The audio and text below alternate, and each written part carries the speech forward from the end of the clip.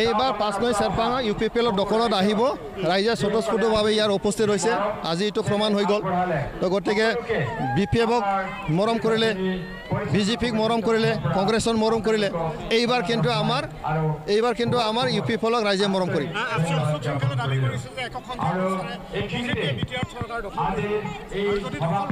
BJPয়ে BTR অঞ্চল আৰম্ভহে কৰিছে সমৰ্থন জনাইছে BJPয়ে BTRত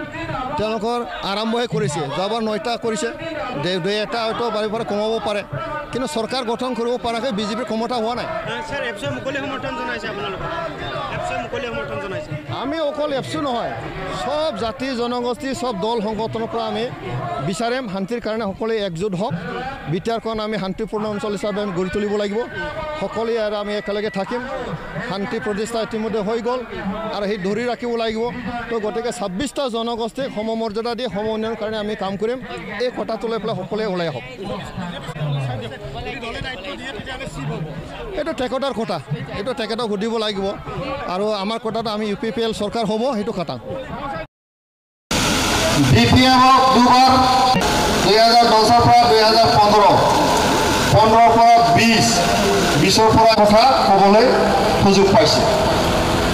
BPFৰ চৰকাৰ আমি দেখিছোঁ না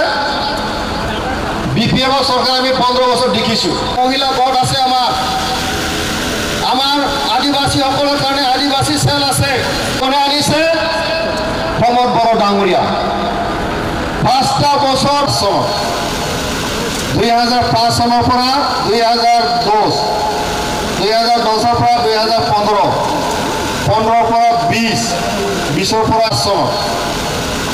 2005 চনৰ পৰা 2010 গতিকে ৰাইজ আমি সিদ্ধান্ত লৈছোঁ UPPLত আজি আদিবাসী নেতা আছে